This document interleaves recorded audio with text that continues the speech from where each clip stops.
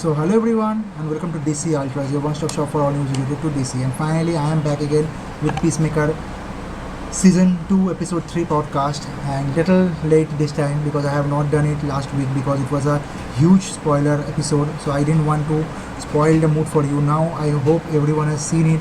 It's already Tuesday and the next episode will drop now on Thursday night.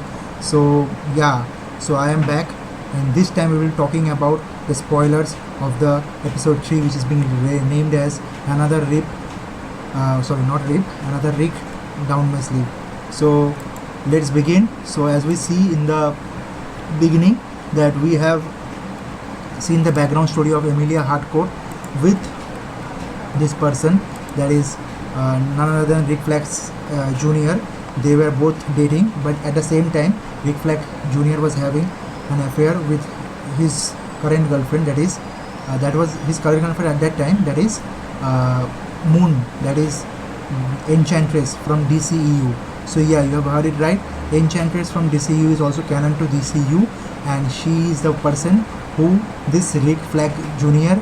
used to date before having an affair, or maybe a kind of a friends with benefit thing with Hardcore. But then when they went for Corto Maltese for the Suicide Squad mission, Rick died there.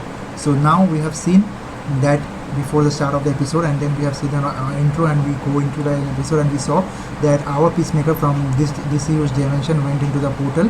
He opened the portal and quantum unfolding chamber, and he went into the other dimension where now he is living as his other version of the Peacemaker. And in that dimension he can see he has his own bike, that is a peace cycle, and his own supporters, everyone cheering for him, hooting for him. He has a best dimension feeling. Whatever he dreamed over here, he gets there. And then we see that Emilia Harcourt is also ready to meet or catch up with him, because they both were kind of dating before that dimension's Peacemaker got killed by our Chris. So now Emilia Harcourt is again kind of in talking terms, back in again time talking terms. And when they finally go to meet Emilia Harcourt 2 in Argus 2 in the alternate universe, this Chris from Universe 1 went there. He see the person who is alive there was none other than Rick Flax Senior. So in this universe, Rick Flax Senior was not killed, and he was also not a Navy man. He is an Army man, and he don't lead the team Suicide Squad in that universe, in that dimension. So that's the alternative universe and a whole lot of story. And then we see that our Chris from Universe 1 and that person that is Emilia Harcourt 2 from that universe went out for a date in the park, and there was a mob attack who were the federalist government kind of a organization who were trying to free the nation and the state from Nazi oppression, like that. So my prediction is the whole country there is a Nazi country. That is the reason Blue Dragon is not a villain there, and this Peacemaker and his father and his brother Keith, everyone is treated as a superhero, because they are like basically fascist and Nazi people, and they are the oppressioner. They are the oppressioner, and the person who are oppressed are the the locals, the what will I say, Americans. So that's the whole story. So we see those Americans now trying to attack a building in order to get an independent or rebel they are doing. So there we see a fantastic hand-to-hand fight or combat of Peacemaker, how he stops all those goons and how he actually stops the bomb to blast, which already blasted in front of his face. That scene was fantastic. You should check that scene if you have not seen the episode yet. That they were talking in the park and they were sitting there, but in front of them sudden blast of thing happens, and that was because they were carrying a serum, and that serum can also be a potential build up to the whole DCU thing.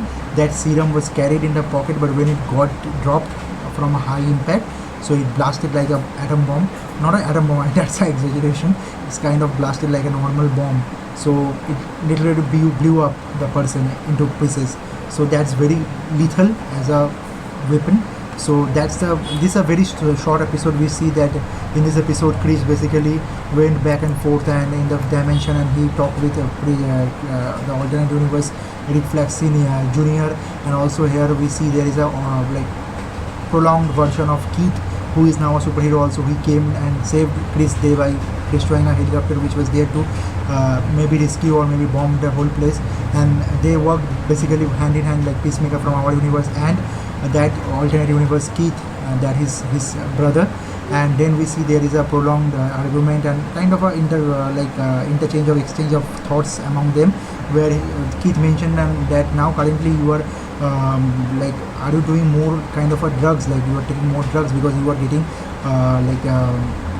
out of contact more recently or more frequently. So it's a clear indication that in that universe also the Chris which we have, that is a Peacemaker, he is kind of fighting his own demons and dementia kind of a thing, and he is taking the steroids and everything, drugs, to keep himself busy in his life. So that is something which will be explored down the road. So I'm very excited, and that is the basic episode. And then we see our final Chris finally again opened the portal in the night and came back to the original dimension, that is universe 1, that is DCU. So that's how the episode ended. It's a 31-minute episode, and it was hugely populated and popular because of the cameos and everything and cannons and everything. On the other hand, we see the Argus from DCU, that is universe 1.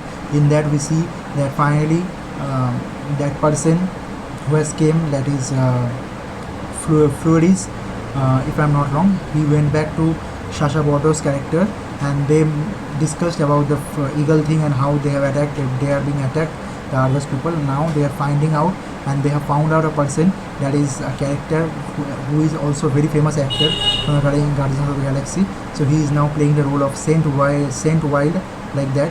So he is basically an eagle hunter, and now the whole Argus team is again moving back to that place with the help of John Economos in order to search the place and find out what is going around there. And also we saw that Leota Adebayo in this episode has actually made his own demons, and she has went back to her girlfriend, and where she found that she has already moved on from Leota, that is her wife if I am not wrong, and ex maybe, that is how it is to be presented. But they have now moved on, and she has now moved to Leota's wife has now moved to Gotham. So that's a reference, also Easter egg. So overall that was everything which we have to learn, and now Leota don't want to go back to Gotham, and that is the reason they are permanently broke up. But Leota tried to save the relationship by saying I love you, but it didn't work. So that's how it went, and the episode, I enjoyed it thoroughly. That's my review and reaction with the spoiler. If you have enjoyed this and have watched the episode, please let me know in the comment section below what's your thought on this, and let me know how excited are you to see the episode coming up, that is 4 and 5, and from 6, 7 and 8 there will be bomb and bonkers and huge amount of cameos which will be lining up, which James Gunn already has promised to us. So I am looking forward to it, can't wait. So until next time, we'll be meeting again next week, little bit early maybe, with a podcast. Until that, #DC Ultras.